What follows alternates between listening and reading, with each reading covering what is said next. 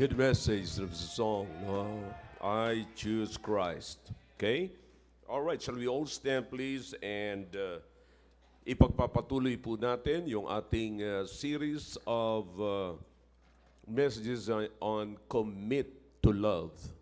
Commit to love. You can remember that. Amen? Now, binuksan po natin ang ating Biblia doon po sa Matthew chapter 22. But this time, I'm going to give you the explanation in Luke chapter 10. Pero para lamang maalala nyo, kasi meron tayong konting recap, para maalala lamang po natin yung pong pinag-usapan natin yung nakaraan, let's turn again to Matthew chapter 22. Okay? Are you with me? That is in verse number 36. Nandiyan po yung tanong, mga kapatid.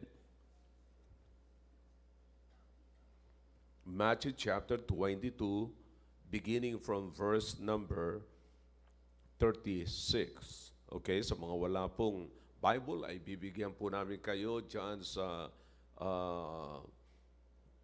screen. Ipapakita po namin yan, okay? So I hope you're with me na. All right, verse number 36. Master, which is the great commandment in the law? Ito po ay tanong ng isang lawyer. Now, if you can remember, all right, dito po muna tayo para lamang po magkaroon tayo ng idea sa binabasa po natin. Okay? Ito po ay tanong ng isang lawyer at ang lawyer noong araw sa Bible ay yung may mga alam na salita ng Diyos. In other words, bihasa sila sa salita ng Diyos. Yan ho yung mga magigiting na lawyer noong araw. Hindi ho yung mga lawyer ngayon na pumipilipit ng batas ng tao. You know, pero hindi mo kayang pilipitin ng batas ng Diyos. Kahit na pilipitin mo ang batas ng Diyos, batas pa rin ng Diyos ang mangyayari. Because at the end of the day, it's still God that wins. All right? Now, so this is a question of a devout Jew, a lawyer, a master of the law. Okay? Sabi sa verse number 37, ang sagot ng Panginoon sa kanya, Jesus said unto him, Thou shalt love the Lord thy God with all thy heart, and with all thy soul, and with all thy mind.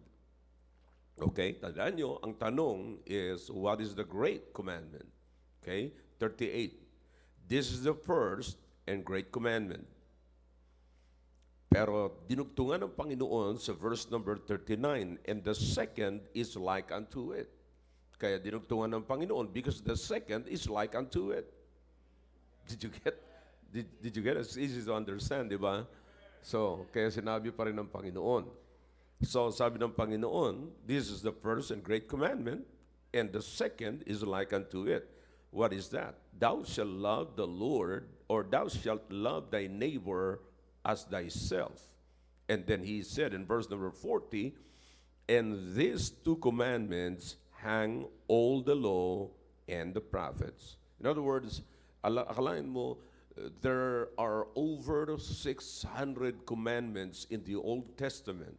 Probably 630, something like that. Pero mga kapatid, sabi ng Biblia, nakahang yung more than 600 sa dalawang law na ito.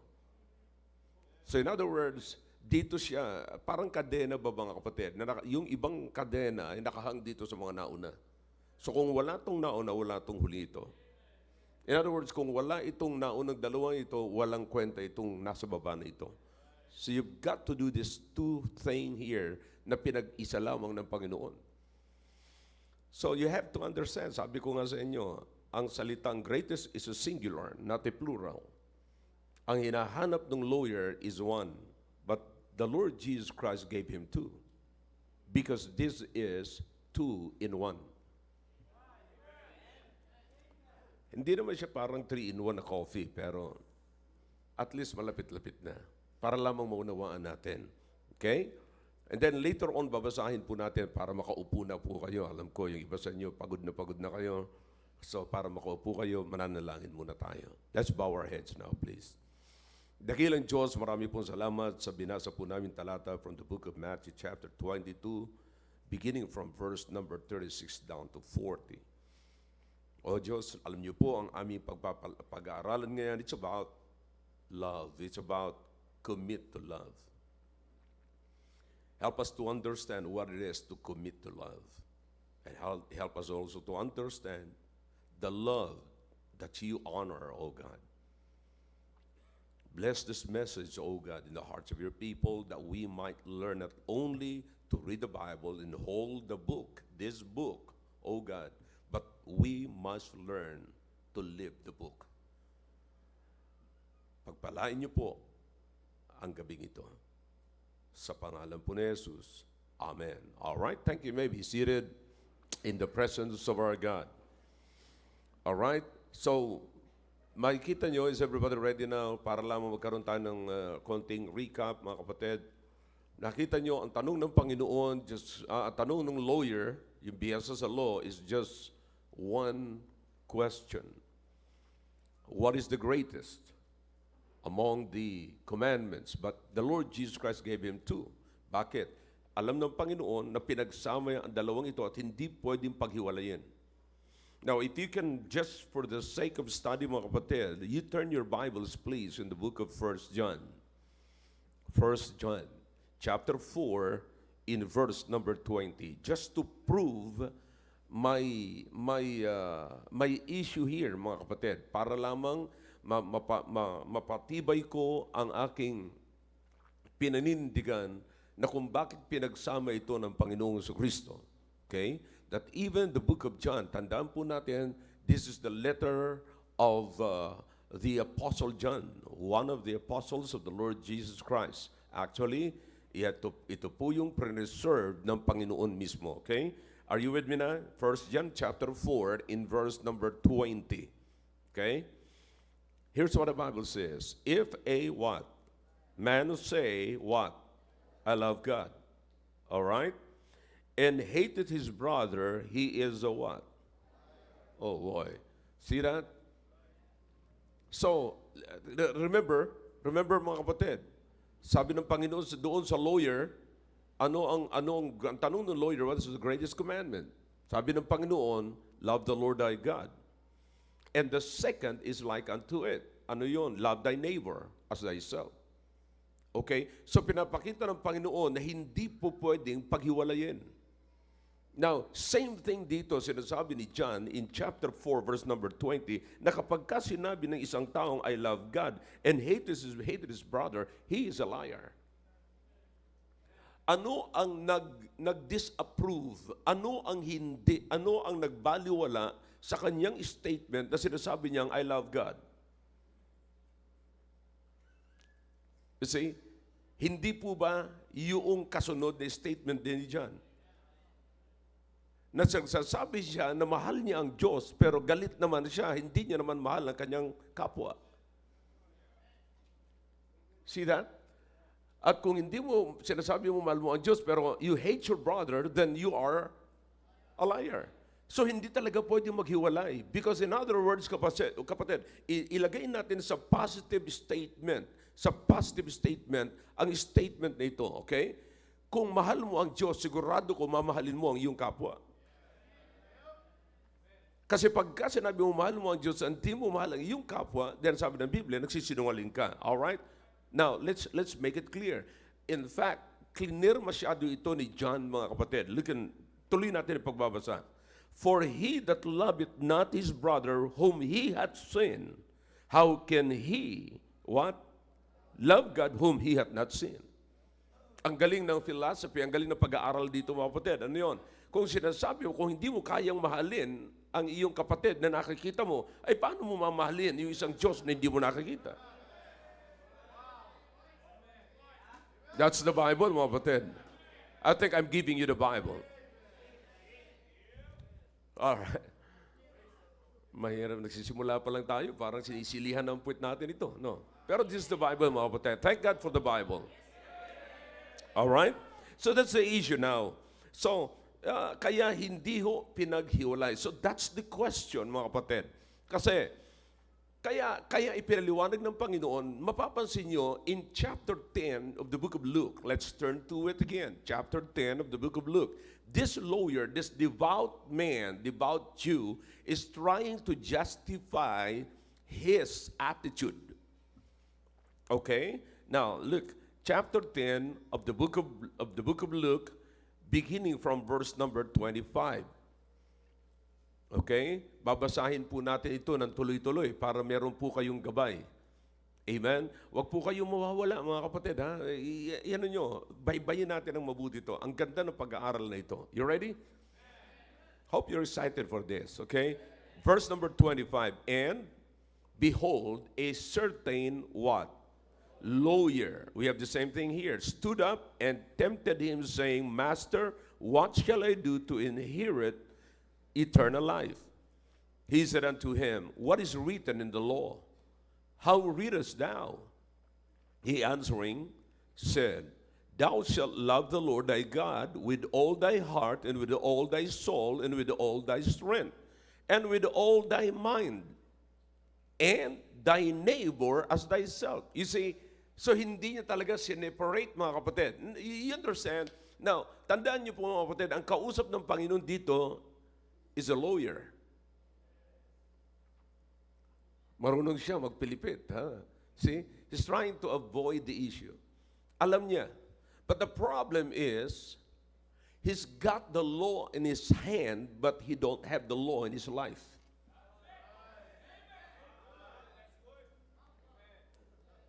You missed that.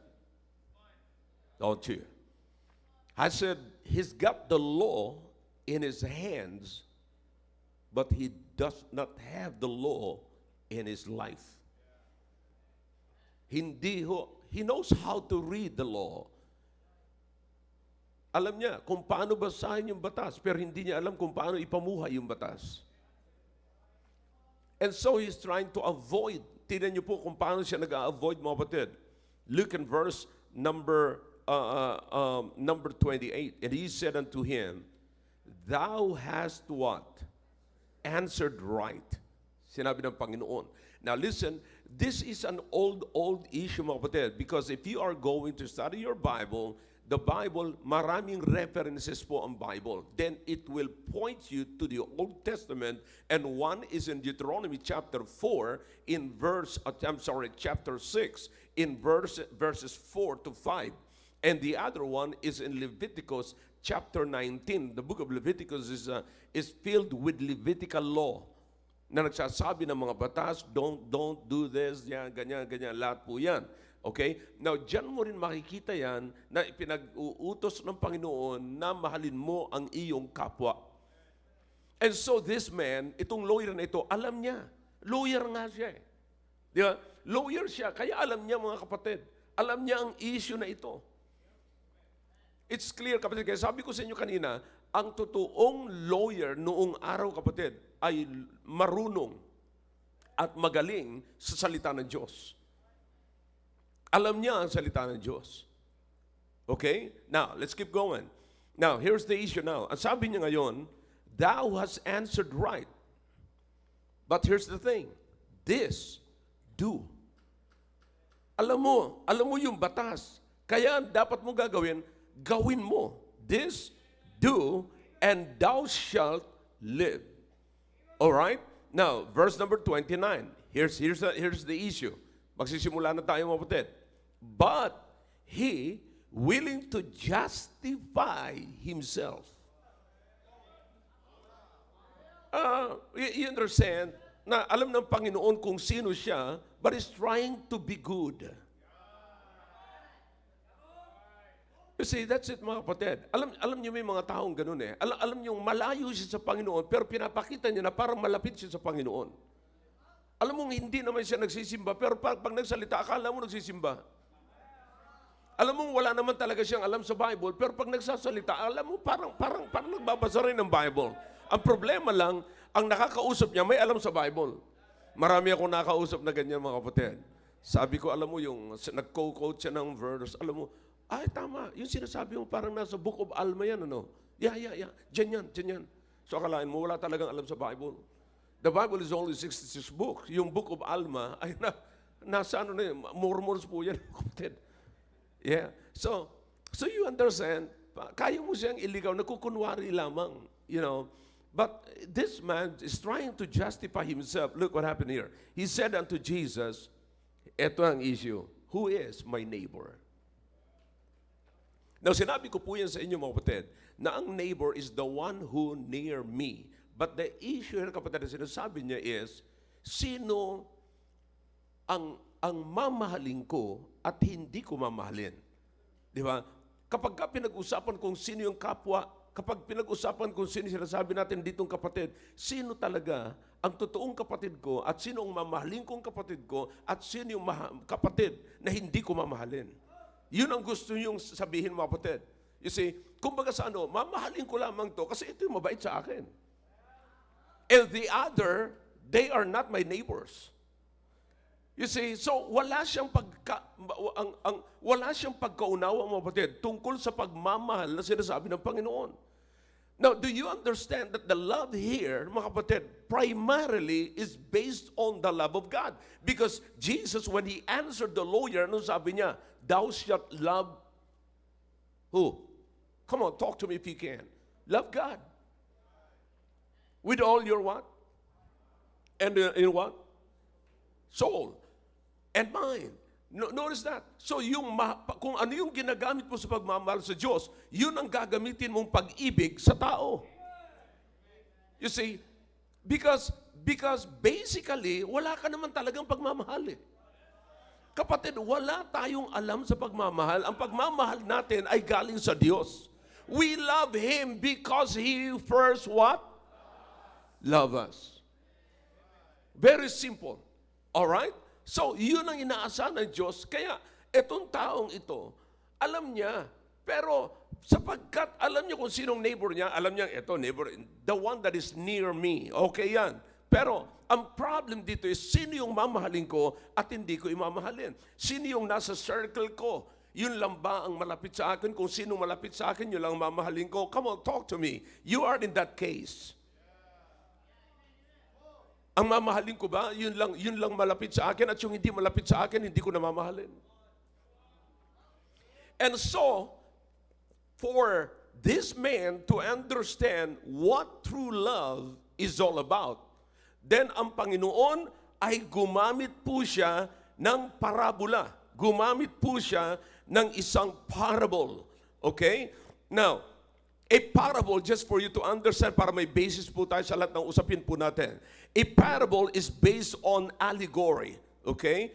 It tells us that everything in the story represents something in real life.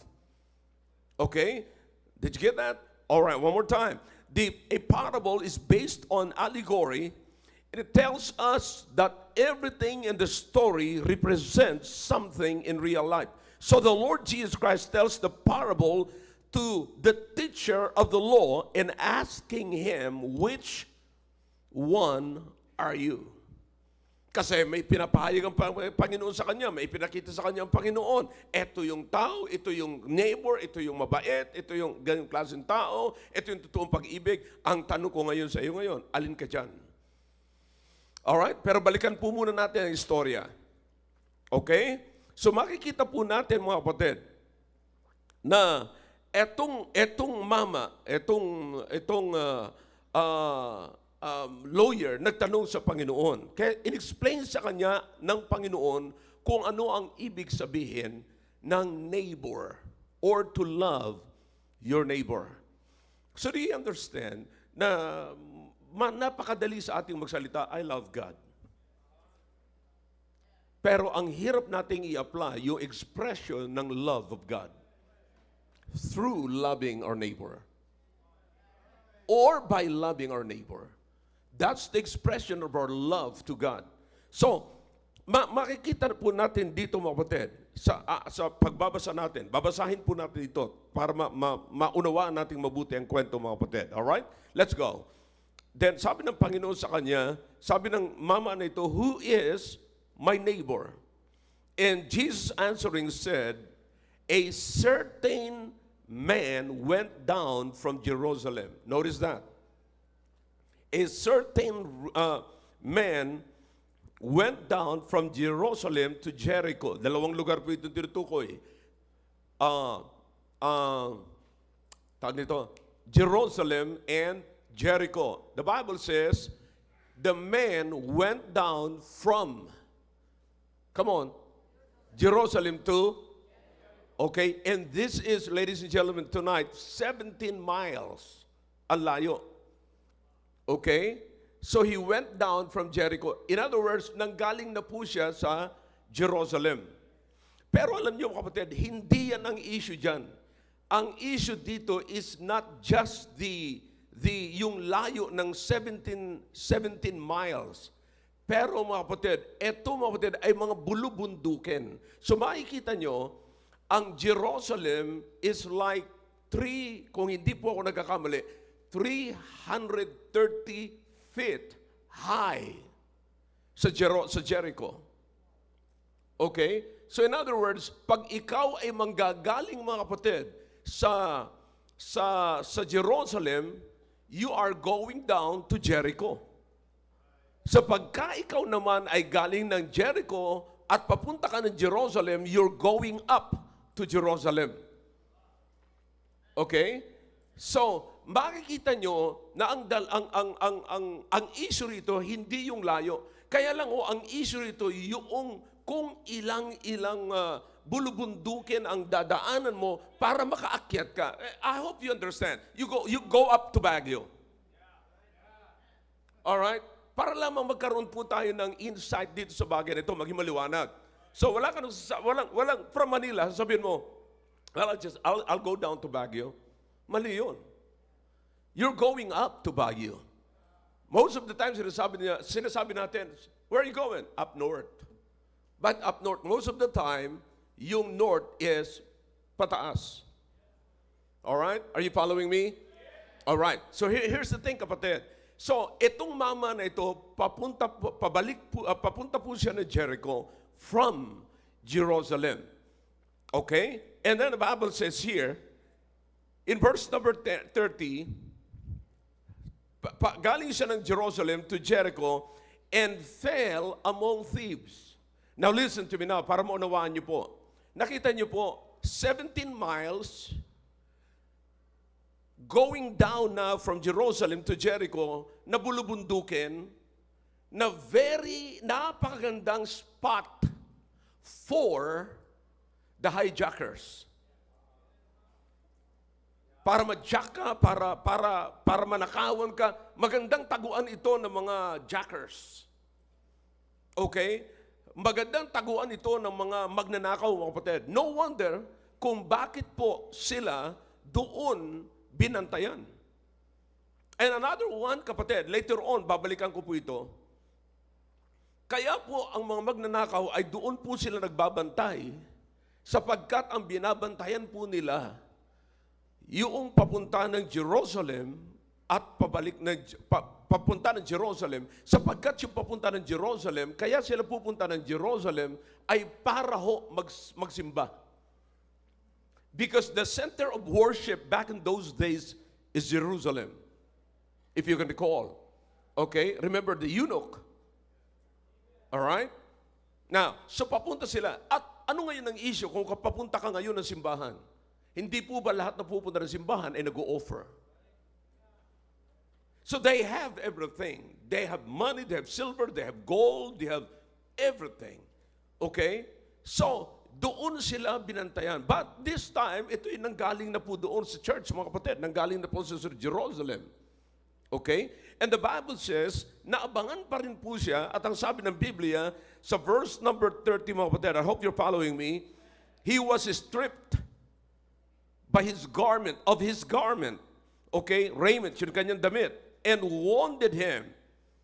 Nasugatan siya, talagang, grabe ho, ang tama niya mga kapatid. So that the Bible says, when the thieves departed or left him, he left him half dead.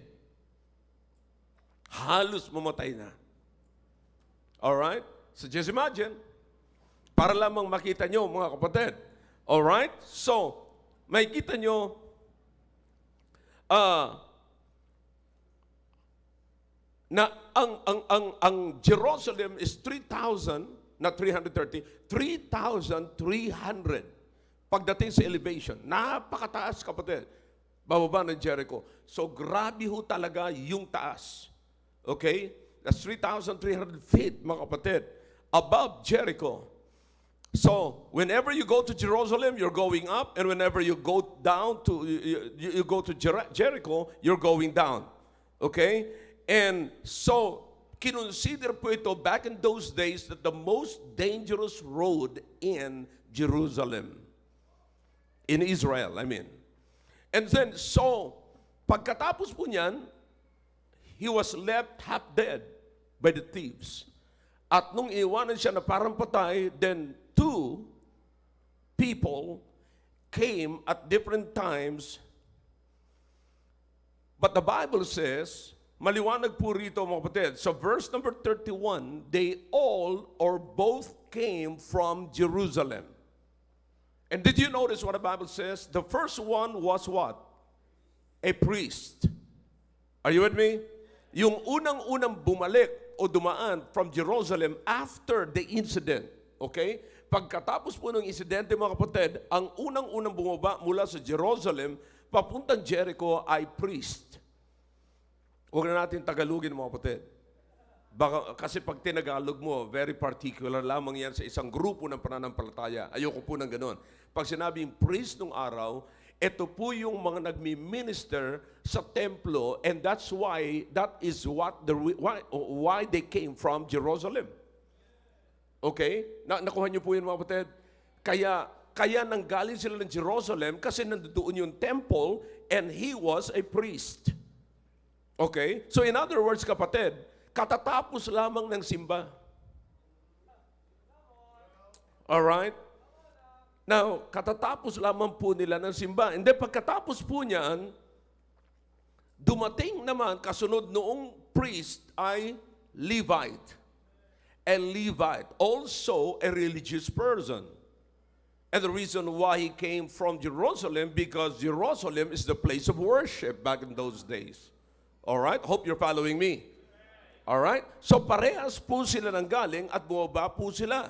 But here's the thing. Alright? Nung dumaan po yung priest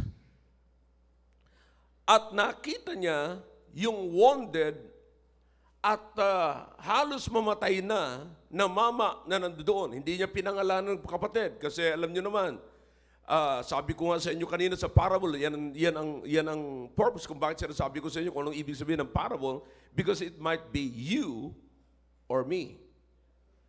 Okay? So, it talks about something na related sa buhay po natin. Okay? Now, so the Bible says here, in verse number 31, and by chance, there came down a certain priest that way. And when he saw him, he passed by on the other side. Okay? Now, saan ang galing? Sabi ng Biblia, bumaba din siya. So, obviously, galing siya sa Jerusalem. Okay? Sino itong taong ito? A priest. Nang galing siya sa Jerusalem, sa templo, mga kapatid, sapagkat priest po siya. Another one, in verse number 32, and likewise a what? A Levite. When he was at the place, came and looked on him and passed by on the other side. So we have two people here, two different kinds of people.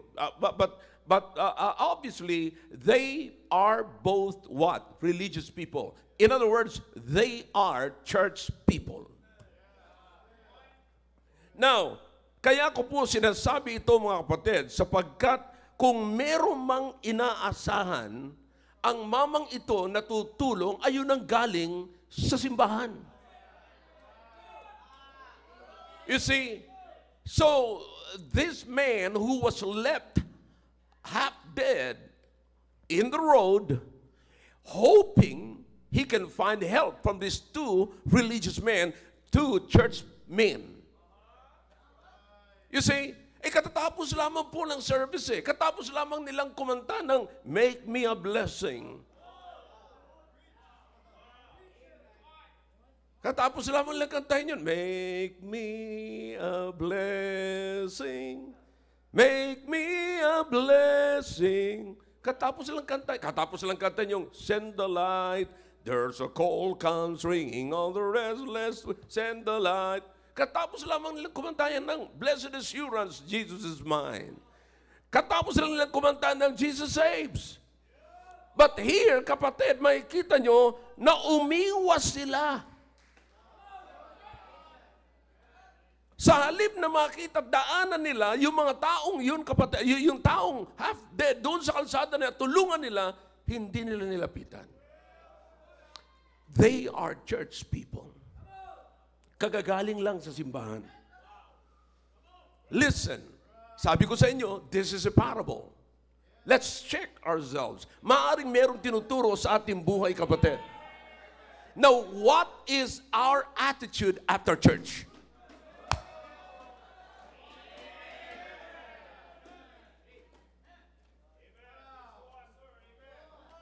Yung mensahe ba, mga kapatid, na narinig natin at yung kinakanta natin during service is still ringing in our ears? Yung ba ay bumaba mula sa ating tainga, bumaba po yan sa ating puso? You see, yung ba ay nagkaroon ng epekto, kapatid? Then how in the world these two church people, these two religious people, when they saw the man in the road half dead, wala silang ginawa. Katatapos lang ng service. Kapatid, hindi kaya minsan ay nangyayari din sa atin ito, nakakatapos lang ng service, nag-aaway-away tayo sa parking. I'm sorry, hindi pa pala nakakalabas ng parking, nasa loob pa nag-aaway na. Talk to me if you can. Now, ang tanong ko sa bandang dulo, alin sa kayo rito? I hope I'm preaching the Bible. This is not me, this is the Bible. All right? God is showing us something here, mga kapatid, that we can learn. Kung ito'y nasa atin, anong plano mo? Kinakailangan bang tanggalin? Kinakailangan bang paltaan? Ano ang dapat natin gawin? But, bigyan natin, mga kapatid, just imagine the expectation, kapatid, that this man has about to get from the people. Diba? From these two religious people. You know, many people, when we get out from this church, a lot of people outside are expecting something from you and from me. You might not know it. Maaaring ang dating sa atin, parang hindi nila tayo pinapansin, mga kapatid, but they are expecting something. Nalalaman niyo po ba, mga kapatid, if you can recall, yung beggar na nandoon sa pintuan ng templo? Why do you think, why did this beggar set himself right at the door of the temple? Because he was expecting much mercy from the church people rather than other people outside the temple. Di po ba? Marami yung umaasa sa atin, kapatid. Maraming tumitingin sa atin. Huwag natin sabihin na, kasi ako na lang lagi nakikita. Salamat naman ko. Ako hindi ko sasabihin yan eh. Pagka ako'y sinabihan mo na gano'n, salamat na lagi mo ako nakikita ha. Cute ba? So you understand what I'm talking about? Huwag tayong matakot kung tayo lagi nakikita. Dapat lang lagi tayong makita, mga kapatid, sapagkat tayo dapat nakatuon. You said, the Bible says, na nung dumaan si Peter and John, doon sa lame man, the Bible says the lame man fastened his eyes upon them. And Peter said, silver and gold have I none, but such as I have give I thee. In the name of the Lord Jesus Christ, rise up and walk. Normal ho, natitignan tayo ng tao. Pero ang nais ko lamang tignan dito, kapatid, ang taunang tanong ko rito, ano ang attitude natin after church? Did we get something? This is so important kasi kanina nga lang ho, kausap ko, may dalawa akong kapatiran natin nasa ibang bansa ngayon na kausap ko kanina. Sabi ko, tama-tama to, binigyan mo ko ng illustration.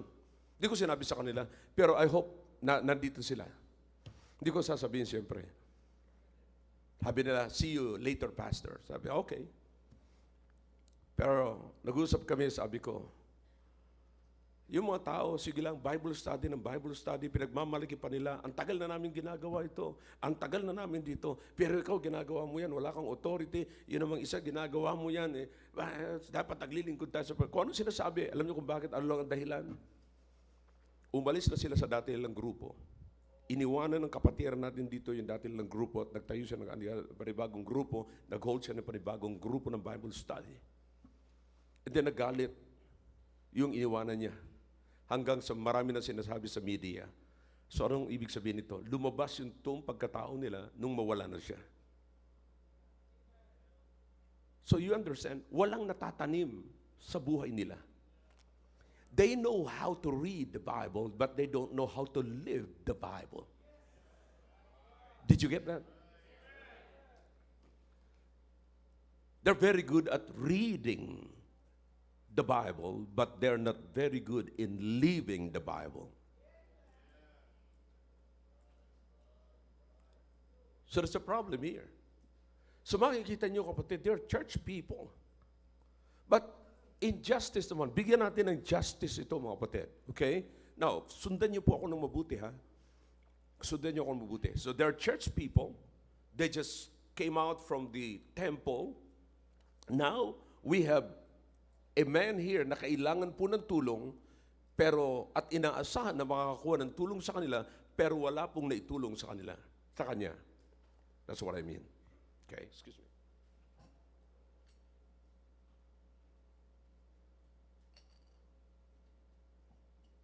Out, sundan niyo po ako mga kapatid. Okay, so yan po ang scenario. So, but let me tell you something to consider tonight. Okay? So, para naman makita natin, just to give them justice, mga kapatid. Because the Bible did not tell us why the priest and the Levite did not help them. Walang sinabi ang Biblia tungkol dyan. Walang sinabi ang Panginoong Jesucristo. Nung ang Panginoong Jesucristo ay nagbabaybay ng parable na ito, walang sinabi ang Panginoong Jesucristo kung bakit itong dalawang religious or church people na ito ay hindi tinulungan yung mamamatay ng tao. Walang sinabi. So, but let me tell you something to consider. Number one, they might think this too, the priest and the Levite, because they are priest, they are Levite.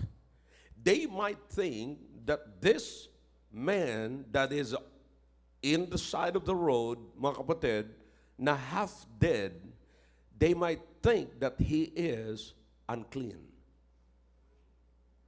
Unclean. At nakita niyo po natin na katatapos lamang nilang mag-church, katatapos lamang po nilang galing sa templo, and then pag tinatch nila, remember Samson? Bawal sa kanya mag-touch ng patay, bawal sa kanya mag-touch ng unclean. That's a religious practice of the Jew. Alright? So, nakapagka tinatch nila ito, maaaring sila din ay magiging unclean. So, meron silang pinuprotektahan nila yung kanilang kalagayan bilang priest at bilang Levite. So, very careful po sila sa kanilang, pagkakakilanlan. Sa kanilang position, baka masira ang aming kalagayan, baka masira ang aming ganito, baka masira, So, the priest and the Levite might consider that. And they might, secondly, think that it's a trap. Maaaring ito ay isang trap na pagka ng mga thieves na maaaring nandyan lang sila sa paligid pa, na pagka tinulungan natin siya, nilapitan natin siya, ay tayo naman ang susunggaban ng mga thieves. Mga kapatid, this is just maybe. I'm just trying to consider everything. Okay?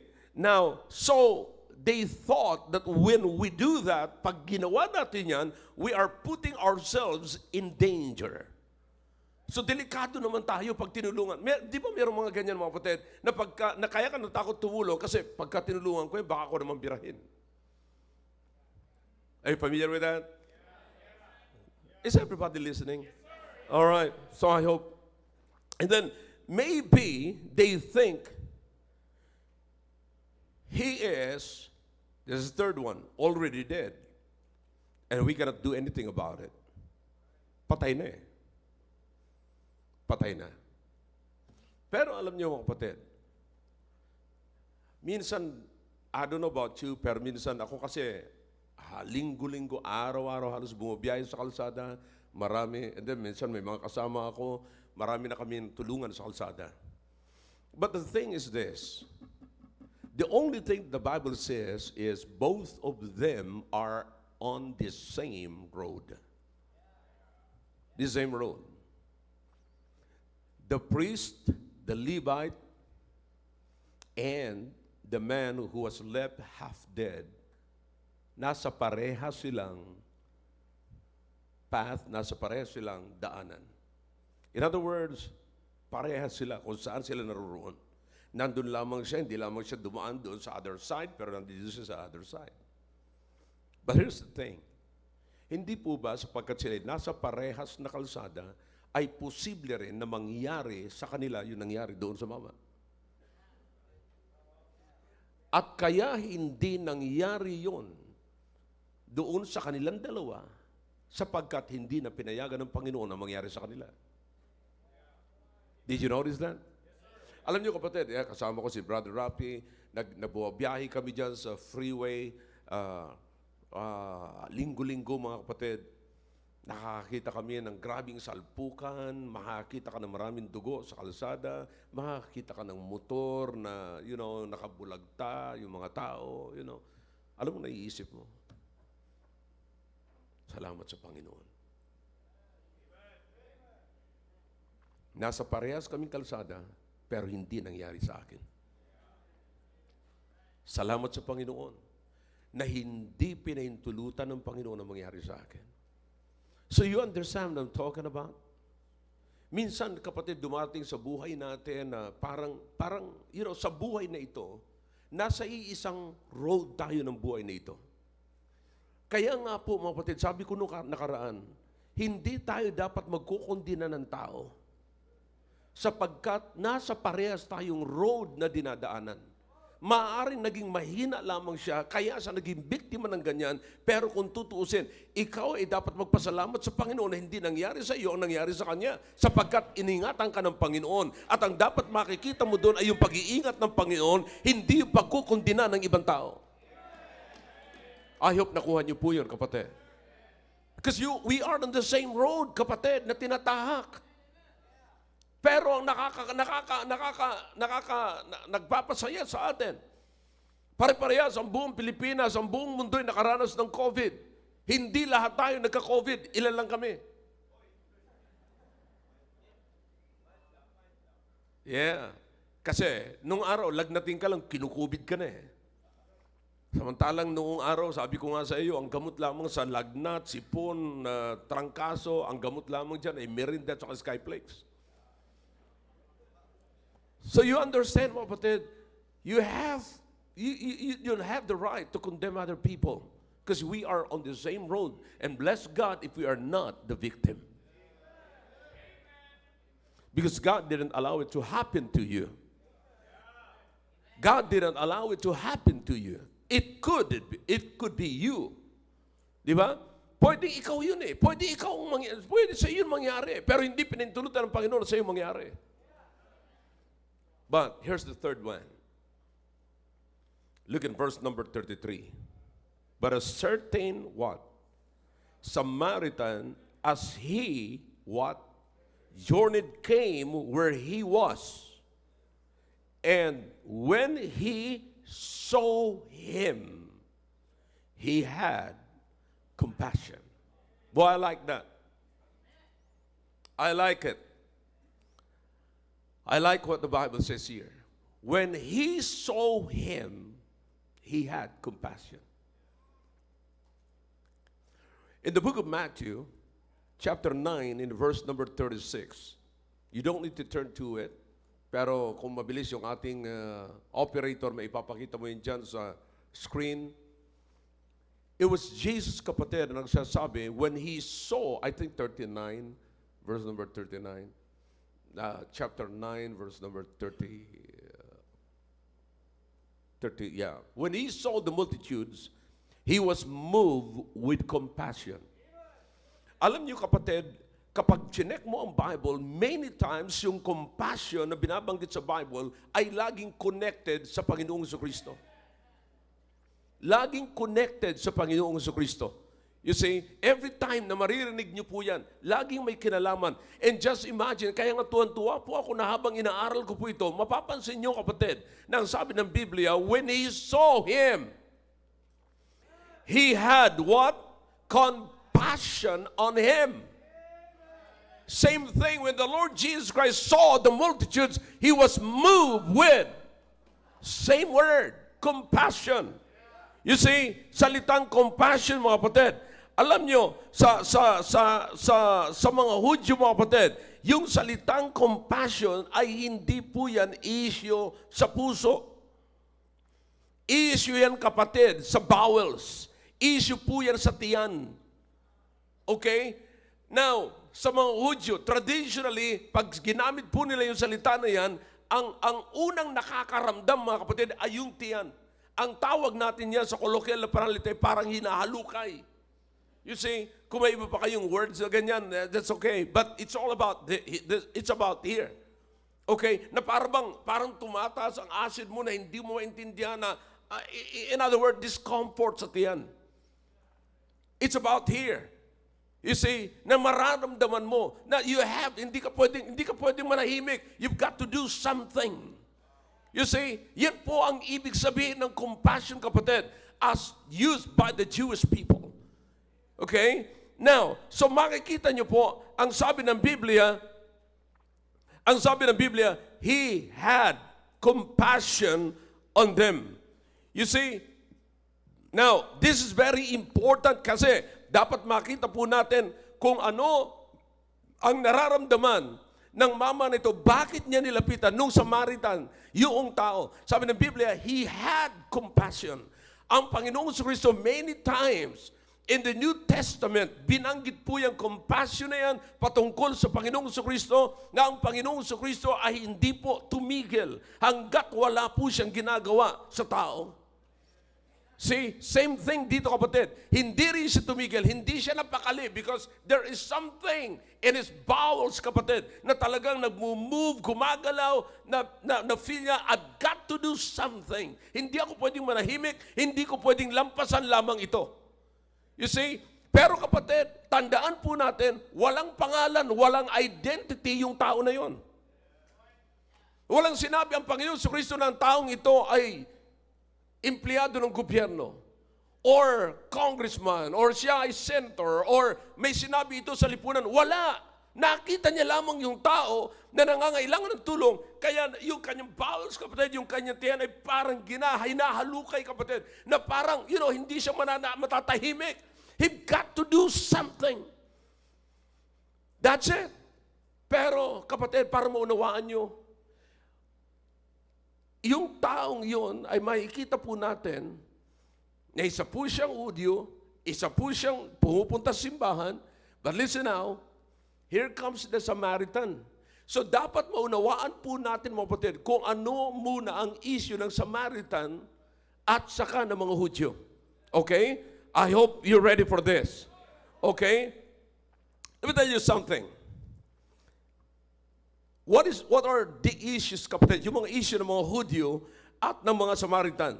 Now, noong pong 722 BC, yung Assyrian ay lagi pong inaatake ang northern part ng Israel, na ang capital nila ay Samaria. Okay? Yan po ang capital nila. At yung mga Jews, ng mga Hudyo, kapatid, na nabubuhay na nakatira po doon sa north, sa halip na sila'y lumaban sa mga Assyrian, sila po ay nag-give in. At yung pag-give in po nila, mga kapatid, ay hindi po sila sumurrender. Nakipag-allies po sila, nakipagkaibigan po sila, hanggat sa sila po ay nakapag-asawa ng mga Assyrians. Okay? So, nung nakapag-asawa po sila ng mga Assyrians, kapatid, nagkaroon ng tinatawag na mixed marriage. And the Jews that are living in the south, mga kapatid, they call this Jew in the north unclean. Okay? Tinawag po sila mga unclean because of mixed marriage. And nagkaroon po sila ng mga anak na halo-halo na yung dugo ng Assyrian at dugo ng mga Hudyo, mga kapatid. And so, nung nagkaroon na po sila, mga kapatid, ng mga anak, ang tawag naman po sa kanila ng mga Hudyo sa south ay impure. So, nung una, unclean, ngayon ay impure. Kaya naman, noong nasira naman ang templo sa south at i-rebuild naman ngayon ng south, hindi rin tumulong ang taga-north. Kaya tinawag na naman sila ng taga-south na unholy. So, ang nangyari po, itong mga taga-north, nagtayo rin po sila ng kanilang templo sa Mount Gerizim. Doon sarili po nilang lugar, mga kapatid. Nagtayo po sila doon at yung mga taga-south, tinawag po silang unworthy. So naunawaan nyo ngayon kung sino ang issue ng mga taga-south sa north, kapatid, ng mga Hudyo. Tinawag silang number one, anong tawag? Come on, louder. Unclean. The second is impure. The third is what? Unholy. And the fourth is what? Unworthy. So, kaya mga kapatid, kapag kayo mga taga-south, tinawag sila na sila ay unclean, impure, unholy, unworthy, ang ibig sabihin niyan, hindi kami nakikihalo sa kanila. Wala kami, hindi namin sila kaibigan, hindi namin sila kaano-ano. So nakita nyo, meron silang away. Naunawaan nyo, kapatid? Pero sa istoryang ito, mga kapatid, inintroduce, the Lord Jesus Christ Himself introduced the Samaritan to the devout Jew. Inintroduce sa istoryang ito. Ginamit ng Panginoon yung sinasabi nilang, come on, unclean, impure, unholy, and alright, ginamit ng Panginoong Kristo sa istoryang ito para makita at maunawaan nung isang devout Jew ang ibig sabihin ng love of God. Woo! I don't know. You see, so the Samaritan here, the Lord Jesus Christ was simply saying that the Samaritan could do what the Jew cannot do.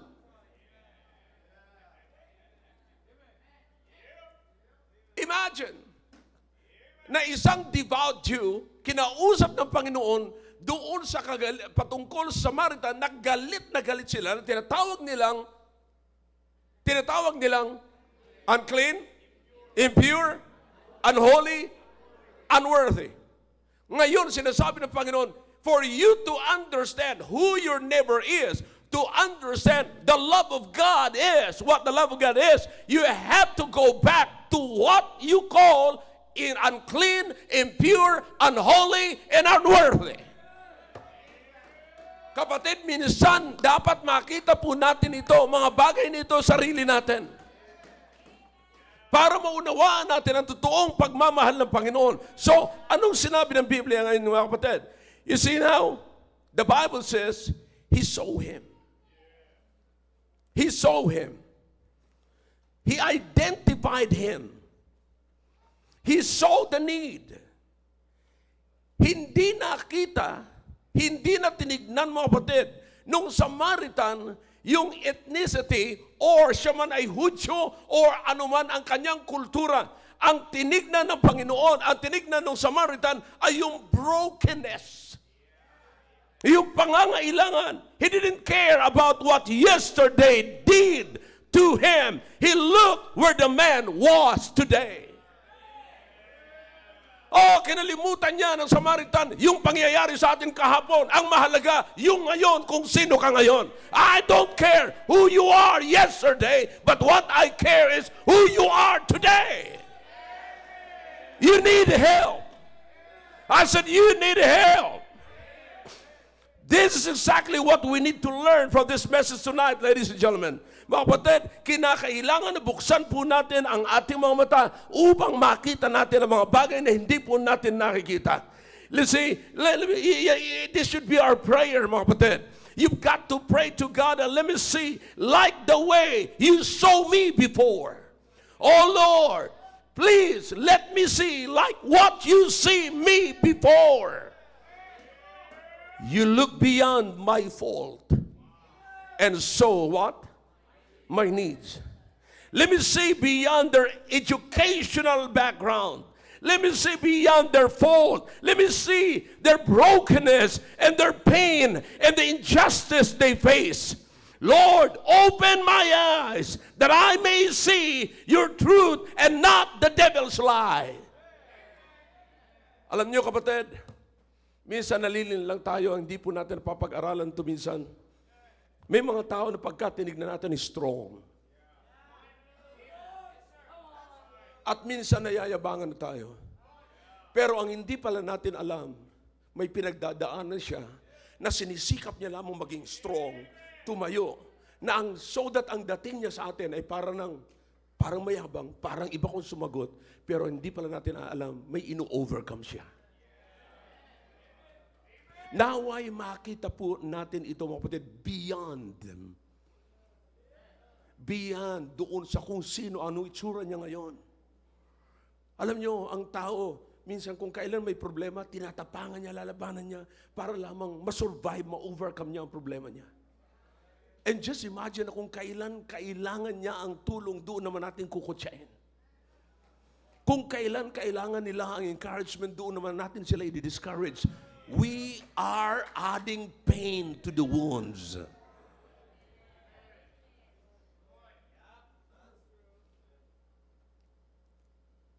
I hope I'm waking you up. Yun ang dapat nating makita, mga kapatid. Huwag ho nating tignan, mga kapatid, ang kasinungalingan ng diablo na ang taong ito ay ganito. You know, minsan makikita mo, kaya yan, ganyan, dibuti nga sa kanya.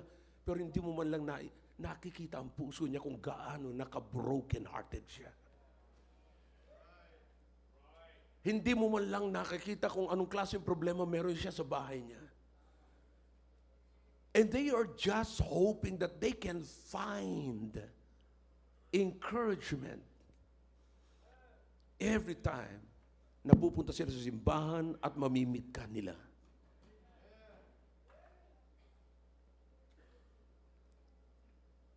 Kapatid, hindi lahat ng pupunta rito ay kasing saya mo. May pumupunta rito na umaasa na pag upo nila dyan, at least I'm in the house of God.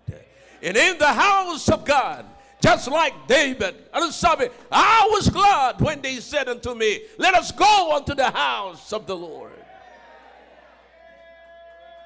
It's not happening sometimes kasi pagtabi mo sa katabi mo, iba na ang kwento. Brethren, it's time to commit to love. The sad thing in our Christian life is how we train ourselves not to see the needs of others. Sinasadya, tinitrain natin, bayaan mo siya. Ginusto niya, bayaan mo siya. But you know what? Merong mga tao na kahit na, you know, sometimes sa unang sinero mo sa kanya, parang hindi nakikinig. Pero hindi natin alam, pag umuwi sila, pinag-iisipan nila yun ng paulit-ulit. Maybe I'm talking to someone tonight that you are in that situation. Maaaring pag kinausap mo siya, maaaring hindi ka pinapansin, maaaring baliwala lamang, pero bago siya matulog, muling parang tape na recorder na bumabalik, nagre-rewind. Maganda pala yung sinabi ni kapatid na ganito. Ano kaya? So, hanggang makatulugan mo na at maparaginipan mo na. Pagising mo, bagong buhay ka na. So you understand what I'm saying? But there is something wrong within us. there is something wrong in your Christianity if you can see and not be moved. The Bible says when Jesus saw the multitudes, he was moved with compassion. And when the Samaritan saw him, he had compassion on him. Kapatid, something is wrong in your Christianity when you can see and not be moved. When you can see and not be moved. Just imagine tonight, ano yung mga nakikita natin, ano yung mga dapat nating bigyan ng pansin sa buhay natin. Minsan, nagiging passive tayo. I mean, I'm telling you. Ilan sa mga kabataan na ngayon, parang ang sisiglan nila, sila, pero hindi natin alam kung nasa likod ng kanilang buhay, kapatid, ay may pain sila. Sometimes, ang nakikita lang natin yung pangharap, hindi natin nakikita yung kailang kalooban na merong silang ino-overcome. Are we helping them or taking advantage of them? Are they learning kapag kakasama natin sila? Learning from us? Or you are adding pain to the wounds? You see, this man, I'm talking about the Samaritan, he had compassion and he said, I've got to do something. So the Samaritan here acts without being asked. Yan ang dyan yung makikita ang totoong pagmamahal ng Diyos. May ginawa siya kahit hindi siya hinihingan. Wala. Look what the Bible says here, mga kapatid. Look in verse number 34. And the Samaritan what? Went to him. Are you with me? We're in Luke chapter 10. Look at verse number 34. And went to him and what? Bound up his wounds. Nilagyan niya ng lunas yung kanyang sugat, mga kapatid. And ano pa sabi ng Bible? Pouring what? In oil and wine. And set him on his own beast. I mean, camel maybe. Yeah. And the Bible says, and brought him to an inn and took care of him. Tingnan nyo. Now, hindi niya na ililintahan ng mga kapatid kung anuman ang kanilang pinagdaanan, anuman ang problema ng Jews at saka ng Samaritans, hindi na yun ililintahan. Hindi na yun usapin this time. Ang usapin, kapatid, hindi yung magiging unclean ako, salamat naman. Hindi na siguro inisip niya na unclean kasi tinatawag man siyang unclean. Impure, unholy, unworthy. All right, so be it. Kami man ay impure, unholy, unclean, unworthy, but I've got to do something. Kahit na unclean ako, tutulungan ko ang mamang ito hanggang sa maging maayos ang kanyang kalagayan. Tingnan niyo kung ano ginawa niya. Tinalian niya, binigyan niya ng lunas, pagkatapos kinarga niya sa kanyang hayop, sa kanyang daldalang, might be camel, because yan pambiyahe po nung araw. And then after that, mga kapatid, dinala niya sa isang room, sa isang kwarto, sa inn, kapatid. And then pagkatapos niya, sinabihan niya bago siya umalis, sabi niya doon sa caretaker, sabi niya, alright, bantayan mo mabuti ito, alagaan mo ng mabuti, at anuman, nag-iwan siya ng pera, pagkatapos siya mag-iwan ng pera, kung kulang pa yan, pagbalik ko, anuman ang gastos mo, babayaran ko yan. So you understand yung pagmamahal ng Panginoon dito, kapatid. Ang totoong magpagmamahal ng Diyos, hindi mo na kinakailangang hingin pa o pagsabihan. Pag nakakita ka ng pangangailangan, magbibigay ka na kaagad. Yan ang pagmamahal ng Diyos. Look, the Samaritan did. He acts without being asked. He gave what he has. I said he gave what he has. And another one, kapatid, is that he doesn't wait for the man to say thank you. In other words, He doesn't wait for recognition.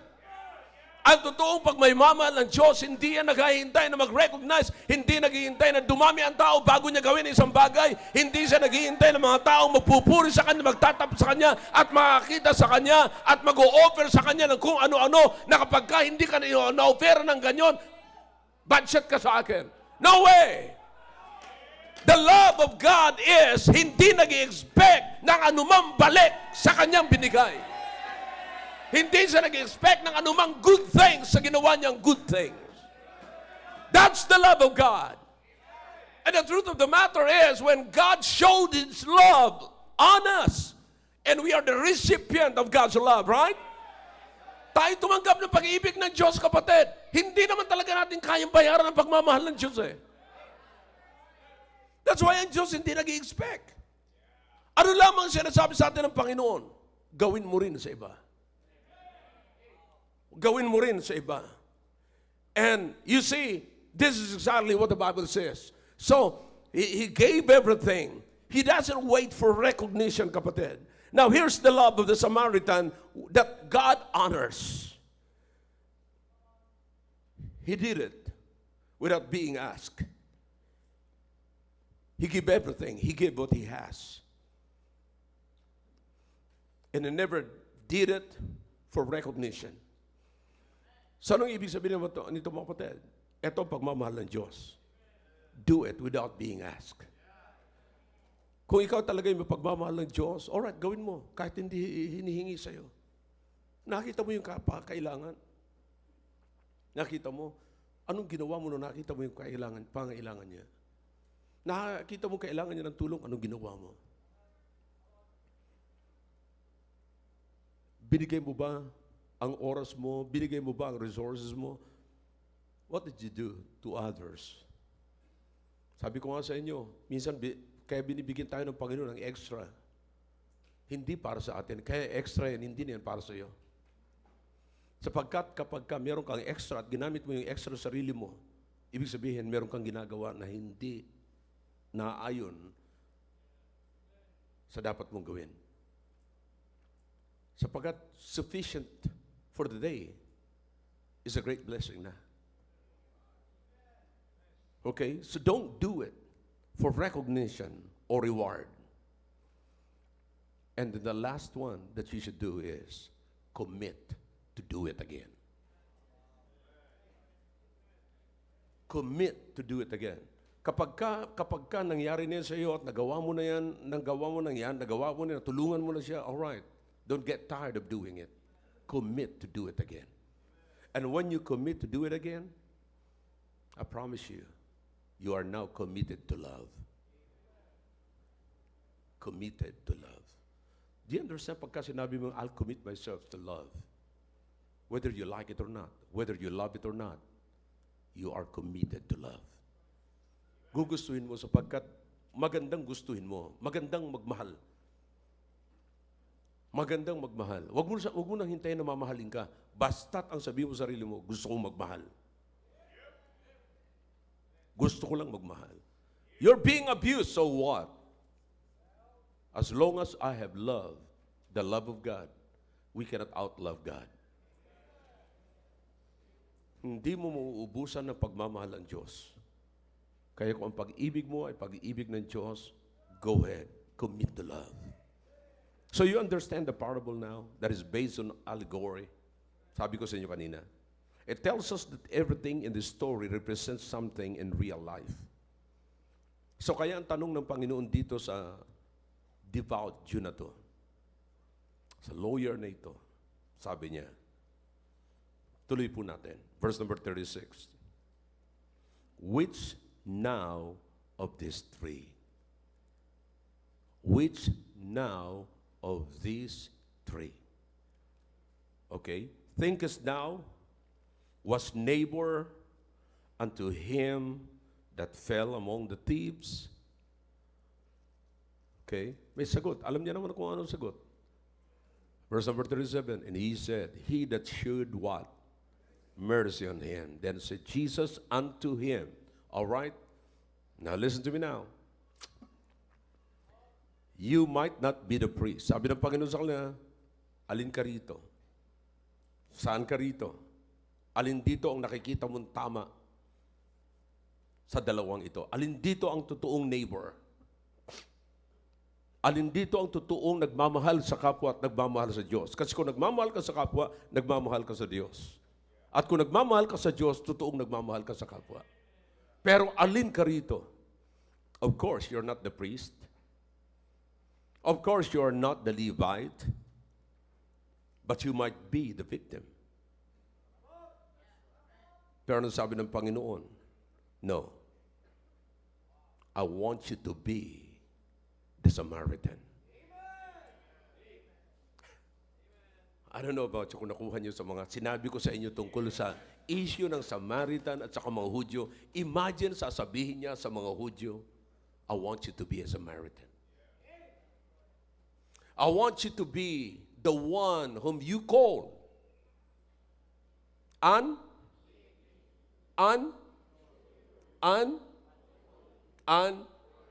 that's it. I want you to be like him. Notice those 5 words. Go, in verse number 37, go and do thou likewise. Oh. I hope the message is clear. Kapatid, commit to love. Commit to love. When you commit to love, you're committing yourself to Christ because God is love. God is love. Commit to God. When you commit to love, you committed also to love to God. Did you get something from the message? Shall we all stand, please? Let's come to the throne of God. Let's make business with God tonight. Kilang Diyos, salamat po sa ginawa niyo po na pangunawa, binigay niyo pangunawa sa bawat isa sa amin. Nawa po ang lahat ng ito ay maging maliwanag at magsilbing paalala po sa amin, examine po namin sarili at ano mga bagay dito na dapat po namin bigyan ng pansin sa buhay po namin ay mabigyan po namin ng pansin.